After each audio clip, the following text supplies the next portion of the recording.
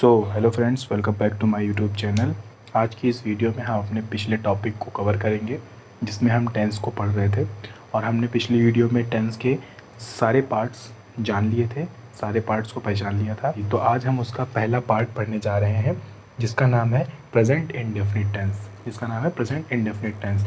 तो अगर आपने अभी तक मेरी पिछली वीडियो नहीं देखी है तो आपको डिस्क्रिप्शन में उसका लिंक मिल जाएगा और जा कर के आप वो वीडियो मेरी देख लें तो आपको ये वीडियो और समझ में आएगी। सो फ्रेंड्स, आपको लास्ट वीडियो में जैसा कि मैंने बताया है कि प्रेजेंट की पहचान होती है से, यानी कि कोई भी काम आज के टाइम पर अगर हो रहा है तो प्रेजेंट टाइम पर हो रहा है तो उसकी पहचान हमें है वर्ड से मिलती है। और मैंने लास्ट वीडियो में आपको ये भी बताया था कि इंडेफिनिट की पहचान ता ती ते से होती है। ठीक है, तो आपको ये ध्यान रखना है कि प्रेजेंट टेंस की पहचान जो है वो है से होती है और इंडेफिनिट की पहचान ता ती ते से होती है। तो इसकी सिंपल सी पहचान ये है कि कोई भी सेंटेंस आपको अगर मिलेगा तो उसमें ता है, ती है, ते हैं जैसे वर्ड आपको मिलेंगे। जैसे मैं एक एग्जांपल ले लेता हूँ, जैसे राम भोजन करता है। तो ध्यान से देखिए, इसमें ता जैसा वर्ड और है वर्ड मिल रहा है। तो है से हमें पता चल रहा है कि ये प्रेजेंट है और ता से हमें पता चल रहा है कि ये इंडेफिनिट है। इसी तरह से एक सेंटेंस और ले लेता हूँ मैं कि मैं विद्यालय जाता हूँ।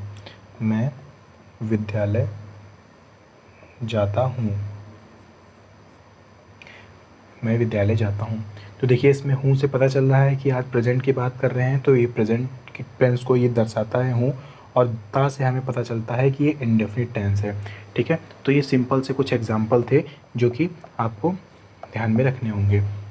तो फ्रेंड्स, प्रेजेंट इंडेफिनिट टेंस के अगर कोई भी सेंटेंस आपको हिंदी में मिल जाते हैं तो उनको इंग्लिश में ट्रांसलेट करने के लिए कुछ रूल है, तो वो रूल आपको हमेशा याद रखने हैं। तो पहले बेसिकली हमें याद रखना है, कुछ सेंटेंस के टाइप याद रखने हैं। हमें सेंटेंस के कुछ टाइप्स याद रखने हैं।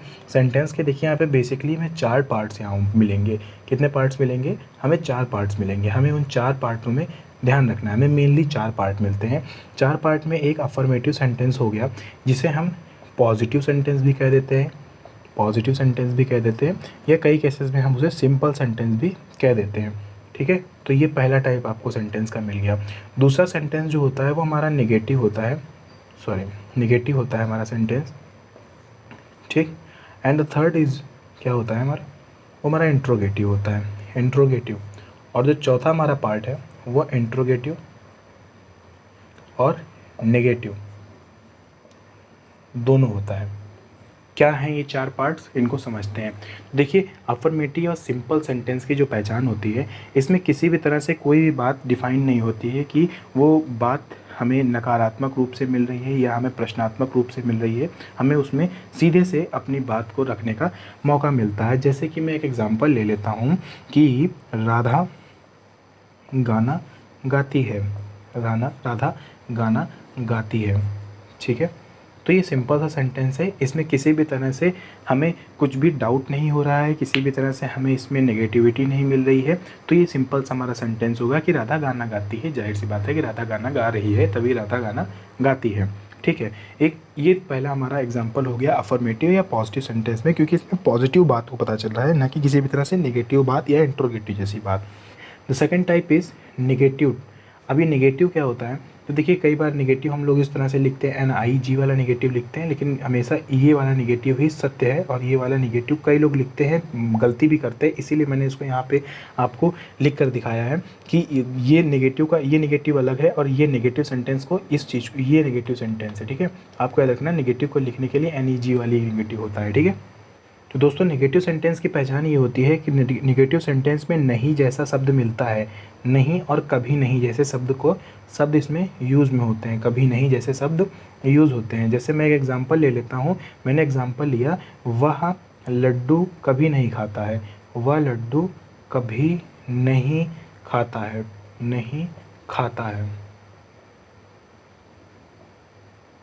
से हमें पता चल रहा है ये प्रेजेंट का है। ता से हमें पता चल रहा है कि इंडेफिनिट है। नहीं से पता चल रहा है कि ये प्रेजेंट इंडेफिनिट का नेगेटिव सेंटेंस है।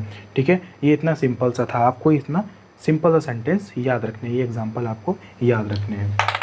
उसके बाद आता है interrogative type sentence. Interrogative type के सेंटेंस में क्या होता है कि इसमें हमें क्या क्यों, इस टाइप के वर्ड, यानी कि जैसे क्वेश्चन, इससे क्वेश्चन वर्ड जैसे हमें मिलते हैं, इससे हमें पता चल रहा है कि इस सेंटेंस में क्वेश्चन कर रहा है। जैसे अब मैं उसी सेंटेंस को कर दूं, क्या मीरा गाना गाती है, क्या मीरा गाना गाती है। पहचानना बहुत आसान है, क्या मीरा गाना गाती है, यहाँ पे क्वेश्चन मार्क आ गया है और प्लस यहाँ पे एक क्वेश्चन वर्ड आ गया है, ठीक है। तो इसलिए हमें क्या है, पता चल गया है कि ये कैसा है हमारा, ये हमारा इंट्रोगेटिव सेंटेंस है। इंट्रोगेटिव सेंटेंस का एक टाइप और भी होता है, ये हमारा हो गया यस नो टाइप, ठीक है। यस नो टाइप, इस पर हम डिटेल में चर्चा बाद में करेंगे, अभी आपको समझने के लिए, इंट्रोडक्शन के लिए आप ये याद रख लें। सेकेंड टाइप होता है इसका question word type, question word type होता है, सेकंड क्वेश्चन वर्ड टाइप होता है। इसमें क्या होता है कि जैसे इसी का ही थोड़ा सा घुमा हुआ वर्जन है कि मीरा गाना क्यों गाती है, ठीक है। देखिए क्यों गाती है, ठीक। ये आपको ये ध्यान रखने होंगे दोनों सेंटेंस, यस नो टाइप और क्वेश्चन वर्ड टाइप। आगे वीडियो में मैं एक्सप्लेन करूँगा कि ये क्या है और इन्हें कैसे बनाया जाता है। उसके आगे दोस्तों, आगे की वीडियो में आपको मिलता है इंट्रोगेटिव नेगेटिव। नाम से ही पता चल रहा है कि इंट्रोगेटिव नेगेटिव है, जैसा कि मैंने अभी आपको बताया कि इसमें भी दो टाइप्स होंगे।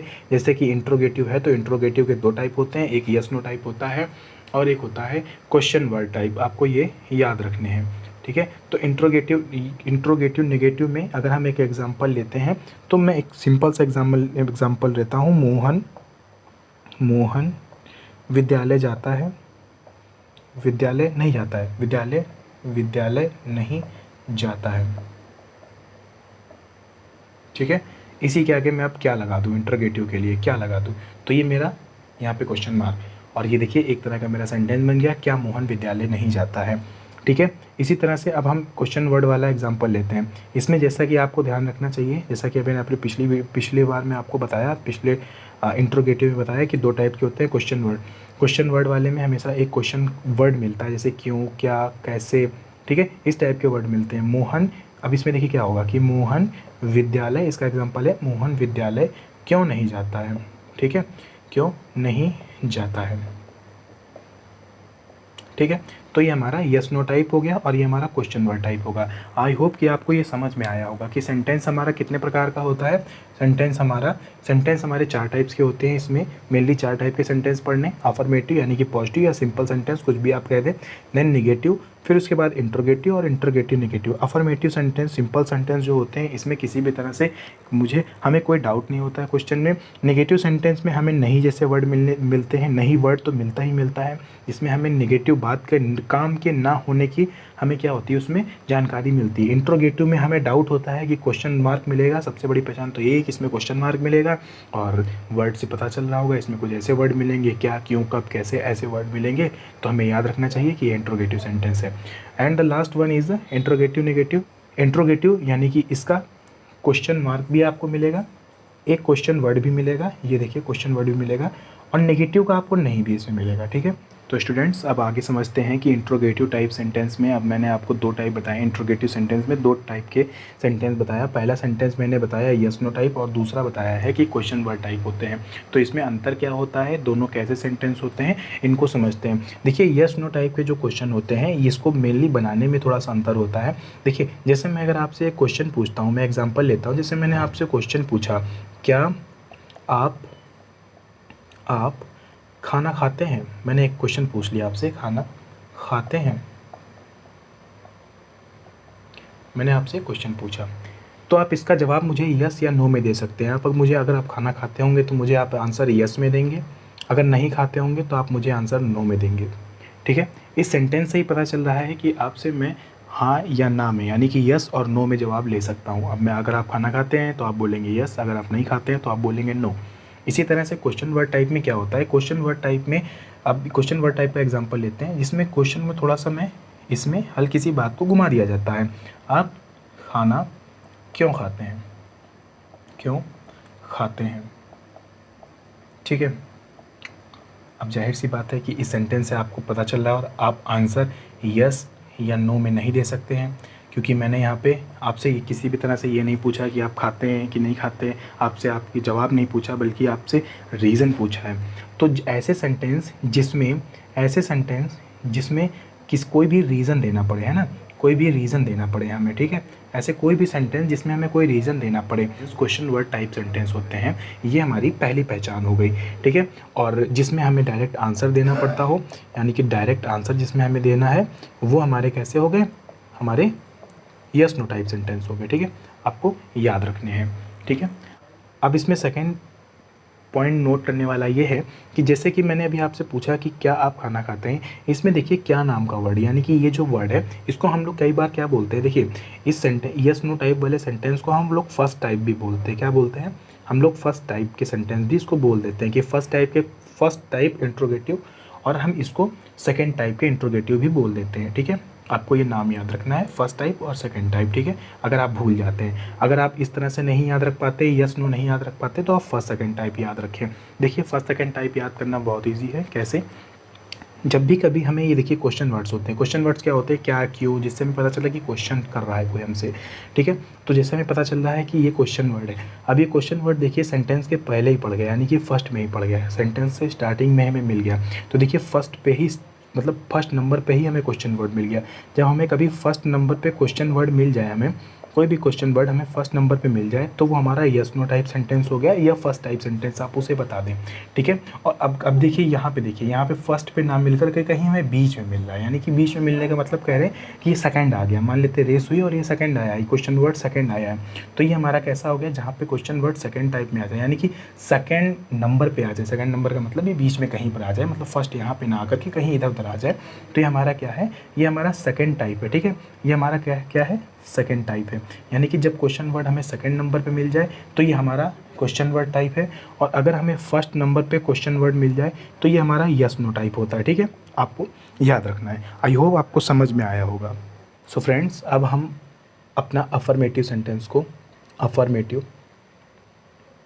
अफर्मेटिव सेंटेंस या पॉजिटिव या सिंपल सेंटेंस को बनाने का हम इसमें रूल को समझेंगे, कैसे इस सेंटेंस को बनाया जाता है। तो देखिए इस सेंटेंस का अब जल्दी से एग्जांपल एक ले लेते हैं। तो एक एग्जांपल मैंने ले लिया कि सोहन भोजन करता है, सोहन भोजन करता है। जल्दी से मेरे सामने ये क्वेश्चन आया तो मैंने देखा कि ये है लगा हुआ है, इसका मतलब ये प्रेजेंट टेंस है, ता लगा हुआ है तो ये इंडेफिनिट है, इसका मतलब ये प्रेजेंट इंडेफिनिट हो गया। किसी भी तरह से मुझे इसमें क्वेश्चन वर्ड नहीं दिख रहा है, किसी भी तरह से इसमें नहीं जैसा कोई वर्ड नहीं दिख रहा है, इसलिए मेरा सिंपल सेंटेंस हो गया। फ्रेंड्स, अब इसको बनाने के लिए हम रूल लिखते हैं। तो देखिए अब किसी भी सेंटेंस को बनाने के लिए एक रूल होता है, एक सिंपल सा रूल होता है। देखिए किसी भी सेंटेंस को बनाने के लिए एक सिंपल सा रूल होता है। उस सेंटेंस में कोई भी सेंटेंस पूरा तब होगा जब उसमें सब्जेक्ट होगा हमारे पास, एक हमारे पास वर्ब हो और हमारे पास ऑब्जेक्ट हो, ठीक है। ये तीन चीज़ें हमारे पास जब होती हैं तब हमारा कोई भी एक सेंटेंस कंप्लीट होता है, ठीक है। आपको ये चीज़ याद रखनी है, ठीक है। अफर्मेटिव या पॉजिटिव या सिंपल सेंटेंस को बनाने का जो रूल होता है वो भी इसी रूल को याद में रख के आपको बनाना पड़ेगा। जैसे सबसे पहले आपको इसमें जो रूल में है लिख देता हूँ कि सब्जेक्ट प्लस वर्ब की आपको फर्स्ट फॉर्म यहाँ पर लगानी होगी। अब वर्ब की फर्स्ट फॉर्म या सेकंड फॉर्म, थर्ड फॉर्म और आईएनजी फॉर्म, ये तीनों फॉर्म आपको आनी चाहिए। अगर नहीं आती हैं तो इस पर भी आपको सेपरेट वीडियो एक मिल जाएगी। उसके बाद इसमें प्लस करेंगे आप एस या ई एस, ठीक है। वर्ब में ही आप एस या ई एस प्लस करेंगे और उसके बाद आप अपना ऑब्जेक्ट पुट कर देंगे, ठीक है, जो भी हमारा ऑब्जेक्ट होगा, ठीक है। ये हमारे पास ये रूल आ गया। किसका रूल आ गया हमारे पास, ये देखिए ये सिंपल सेंटेंस का रूल है, यानी कि ये कोई भी सिंपल सेंटेंस हो, ठीक है, कोई भी सिंपल सेंटेंस हो उसका ये रूल है, ठीक है।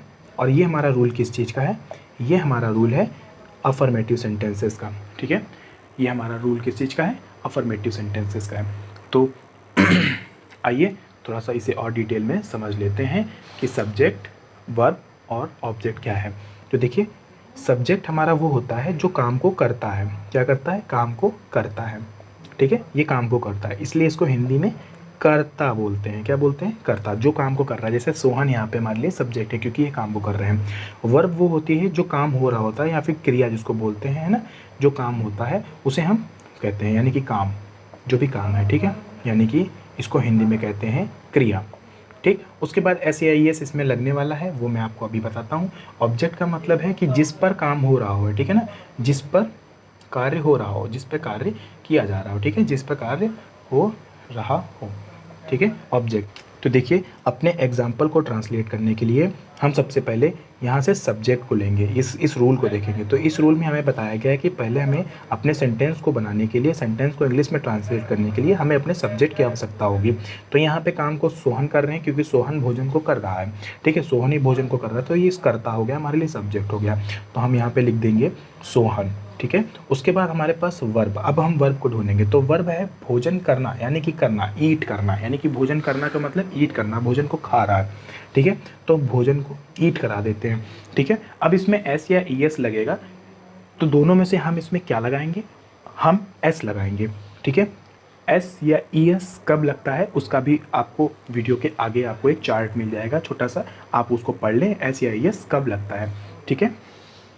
अब हमारे पास ऑब्जेक्ट है, तो अब ऑब्जेक्ट हमारे पास है भोजन, इसको ही किया जा रहा है, इसके ऊपर ही कार्य हो रहा है, ठीक है, तो ये हमारे लिए ऑब्जेक्ट है। तो सोहन ईट्स, अब क्या ईट कर रहा है, भोजन ईट कर रहा है, तो भोजन को इंग्लिश में हम लोग कहते हैं फूड, ठीक है। तो ये हमारा सेंटेंस, देखिए कितने जल्दी, कितनी और आसानी से हमने इसको ट्रांसलेट कर दिया। तो फ्रेंड्स अभी हमने यहाँ पर कुछ एग्जाम्पल्स लिख रखे हैं और फटाफट हम अपना रूल एक बार रिवाइज कर लेते हैं। तो सबसे पहले हमारे रूल में सब्जेक्ट प्लस वर्ब की फर्स्ट फॉर्म प्लस S या ES लगेगा और ऑब्जेक्ट लगेगा, करते हैं। तो देखिए सबसे पहले यहाँ पे दिया गया है सब्जेक्ट, तो सब्जेक्ट है वाह के लिए यूज़ होता है ही, अगर वह लड़की है या लड़का है यहाँ से पता चल जाएगा, अगर ती है तो वह लड़की है, अगर ता है तो वह लड़का है। तो सब्जेक्ट हमारा हो गया वाह, यानी कि ही हो गया। उसके बाद हमारे पास है वर्ब, वर्ब है जाना, यानी कि गो, ठीक है, वह विद्यालय जा रहा है, गो, और गो के आगे लगेगा ES, जैसा कि भी आपने चार्ट में देखा। उसके बाद SAIS हमने लगा दिया, गो के आगे ES लगा दिया। देन ऑब्जेक्ट, ऑब्जेक्ट है हमारा विद्यालय, वह विद्यालय जाता है, गोज़।